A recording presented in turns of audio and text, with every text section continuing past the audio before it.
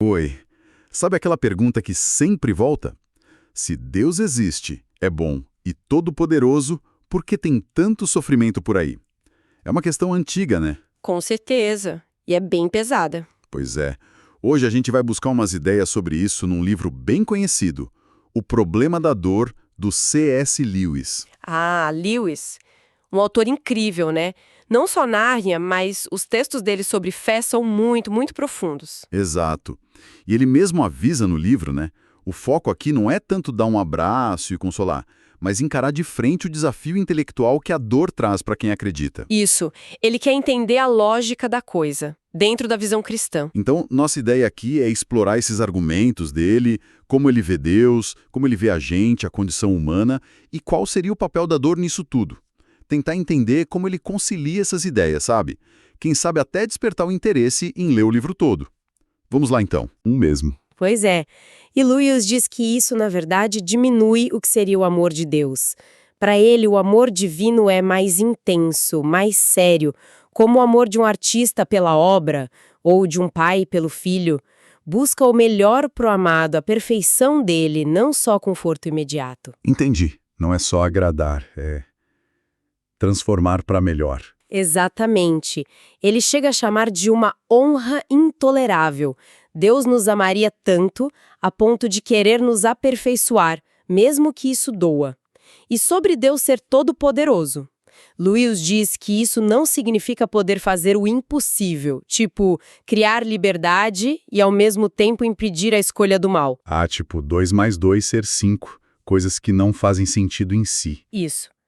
E ele argumenta que, para a gente ter liberdade de verdade, o mundo precisa ter regras, leis naturais fixas. Um palco neutro, digamos assim.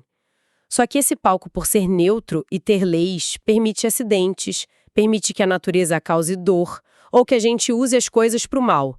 A dor acaba sendo uma possibilidade real nesse cenário de liberdade. Faz sentido. Se Deus interviesse a toda hora para impedir qualquer dor, nossa liberdade não seria real, né? Seríamos como marionetes. Mas, então, por que a gente precisaria dessa lapidação dolorosa que você mencionou? Aí entra o que Lewis fala sobre a queda. A ideia de que a humanidade usou mal a liberdade e se afastou de Deus. Eu sei que hoje em dia falar em pecado original ou maldade humana soa meio complicado para muita gente. Sim, é um conceito difícil de engolir para alguns. Lewis entende isso não só como talvez um evento lá atrás, mas como algo que continua acontecendo. É a nossa tendência, sabe? O orgulho, querer ser o centro, buscar a felicidade só na gente mesmo, longe de Deus.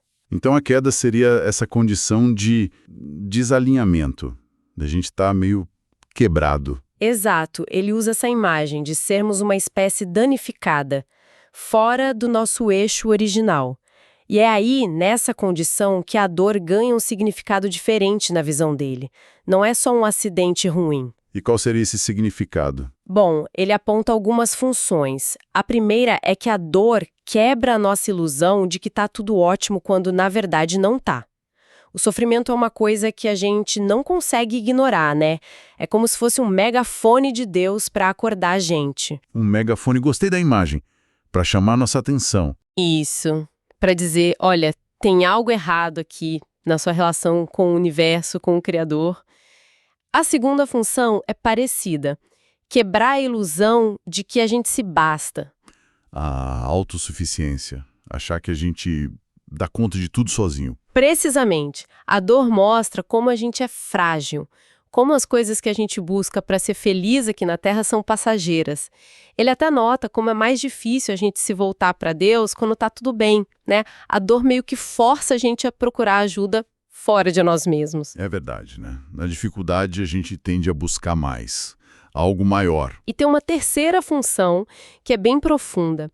Lewis argumenta que a dor pode possibilitar uma escolha por Deus que seja totalmente pura. Quando a gente escolhe obedecer a Deus, mesmo quando isso vai contra o que a gente quer, mesmo quando dói, essa escolha mostra uma entrega verdadeira. Não é por interesse, é por rendição mesmo. Tipo um teste da nossa vontade. Como a história de Abraão e Isaac, talvez. Exatamente. Ele conecta isso com essa ideia universal de morrer para viver, que o cristianismo vê como ápice no sacrifício de Cristo. É entregar o eu para encontrar algo maior. Entendi a lógica para nós humanos, mas e os animais? Eles sofrem, mas não parecem ter essa questão moral de pecado, de aperfeiçoamento pela dor. Como o Lewis lida com isso?